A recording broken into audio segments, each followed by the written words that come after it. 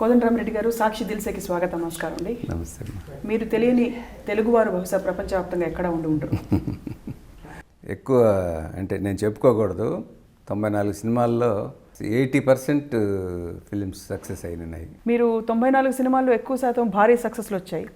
అందులో కోదండరామిరెడ్డి గారి ఘనత ఎంత? మీరు ఎంతో లైఫ్ ఇచ్చిన మీ హీరోల ఘనత ఎంత? ప్రతి ఒక్కరిది ఉంటుందండి దీంట్లో. మెయిన్గా producers, distributors, audience plus writers అండి. రైటర్స్ నాకు ఎంతో హెల్ప్ చేశారండి.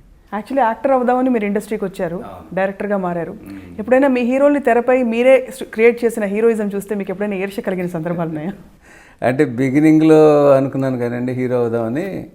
ఒకసారి డైరెక్షన్ దీంట్లోకి వచ్చిన తర్వాత నన్ను చేయమన్నా కూడా చేయలేదు. ముఖ్యంగా మీరు శోభన్ బాబు లాగా ఉంటారనే అందరూ అంటారు. నేను శోభన్ బాబు నాకు రోజు అడిగాను, అంటే చనిపోయి ఎక్కడున్నాడు మహానుభావుడు, శోభన్ బాబు నీలాగా ఉంటానని అంటున్నారు అందరూ, మరి ఆస్తిలో సగం రాసి అని అడిగాను. అడిగితే అట్లాగే తీసుకోరా, కానీ అందరు పిల్లల పేరు మీద రాసేసాను నేను, నా మీద ఏమి లేదు అన్నాడు. మీరు మెగాస్టార్ చిరంజీవి దాదాపు ఒకే టైంలో మీరు పీక్కి రీచ్ అయ్యారు. యాక్చువల్లీ ఆయనతో మీ పరిచయం ఎలా స్టార్ట్ అయింది? అంటే కృష్ణ గారు నటించవలసిన ఖైదీలో ఆయన నటించడం జరిగింది. ఆ తర్వాత ఫస్ట్ కృష్ణ గారిని అనుకున్నామమ్మా, బట్ సబ్జెక్టు కరెక్ట్ అయింది కుదరలేదు. ఆయన అప్పుడు మంచి పీక్లో ఉన్నారు.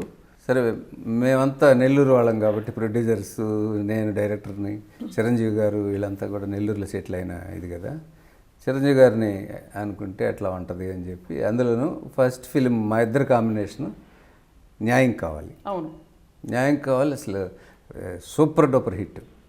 అసలు ఫస్ట్ ఫిల్మ్ సంధ్య బాగుంది, పర్వాలేదు అన్నారు. నేను థియేటర్లోకి వెళ్ళి చూశాను. ఆ సినిమా చూసి నాకు క్రాంతి గారు న్యాయం కావాలి ఛాన్స్ ఇచ్చారు. ఆ సినిమా అసలు ఎల్వి ప్రసాద్ గారు నన్ను హిందీలో చేయమని అడిగారు. నేను చేయను సార్ అన్నాను. ఎందుకు చేయు అన్నాడు. నాకు హిందీ రాదు కదా సార్ అన్నాను. తర్వాత తాతినేని రామారావు గారు చేశారు. సో అదొకటి మిస్ అయ్యానని ఫీలింగ్ నాకు. ఇక ఖైదీ నెల్లూరు వెళ్ళామే కాబట్టి నెల్లూరు హీరోతో ఎట్లా ఉంటుంది, అందులో మా ఇద్దరు కాంబినేషన్ పెద్ద హిట్ కాబట్టి అని అనుకుని, ఒకరోజు తిరుపతి రెడ్డి గారు పొద్దున్నే మేము ఆఫీస్కి వెళ్తే రాత్రి ఒక క్యాసెట్ చూశానన్న, చాలా బాగుంది అంటే, ఏం క్యాసెట్ అంటే ఏదో ఇంగ్లీష్ పిక్చర్ ఏదో చెప్పారు. దాంట్లో గెటప్పే మేము తీసుకున్నది, సబ్జెక్ట్ అసలు తీసుకోలేదు. ఆ గెటప్ మాత్రం ఎక్స్ట్రాడినరీగా అనిపించిందండి. సో ఆ గెటప్ తీసుకుని మేము సబ్జెక్టు తయారు చేసాం. అప్పట్లో విమర్శలు ఏం రాలేదా సార్? రగులుతోంది మొగలిది పద పాట తీసుకుంటే కొంచెం శృంగారపరమైన సన్నివేశం కొంచెం ఘాటుగా ఉన్నట్టు విమర్శ ఎప్పుడైనా వచ్చిందా? అసలు రాలేదండి. అసలు అందరూ ఇప్పటికీ ఆ పాట ఎంజాయ్ చేస్తారు. కడప సైడ్ ఎవరో పాపం ఒక అతను పిచ్చి పెట్టిపోయి ఒక 7-8 సంవత్సరాలు రోడ్డు మీద ఆ పాట ఇట్లా చేతులు పెట్టుకుని పాడుకుంటూ తిరిగేవాళ్ళంట. మీరు ఎక్కువగా సినిమాలు హిట్లు ఇచ్చింది చిరంజీవి గారి కాంబినేషన్ తోటి. ఒక హీరోగా ఆయన ఎలా మీరు బేరీజ్ వేస్తారంటే, అఫ్ కోర్స్ రాష్ట్రం అంటే బాగా ఆయన ఆల్రెడీ ఫ్యాన్ ఫాలోయింగ్ ఉంది, కానీ ఒక డైరెక్టర్గా మీరు ఆయన కష్టపడి పనిచేస్తాడు అమ్మాయి.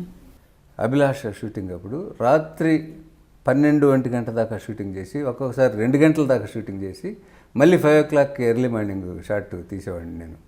చిరంజీవి గారు రెడీ అనేవారు. అట్లా ఒక పర్టికులర్ సాంగ్ ఒకటి ఉంది, యురేకా సాకామైకా అని, దాదాపు 17 రోజులు తీశాను. 17 రోజులు షూటింగ్ అంటే డైలీ చేసేవాళ్ళం కాదు, ఎర్లీ మార్నింగ్ చేయాలి కొన్ని షాట్లు.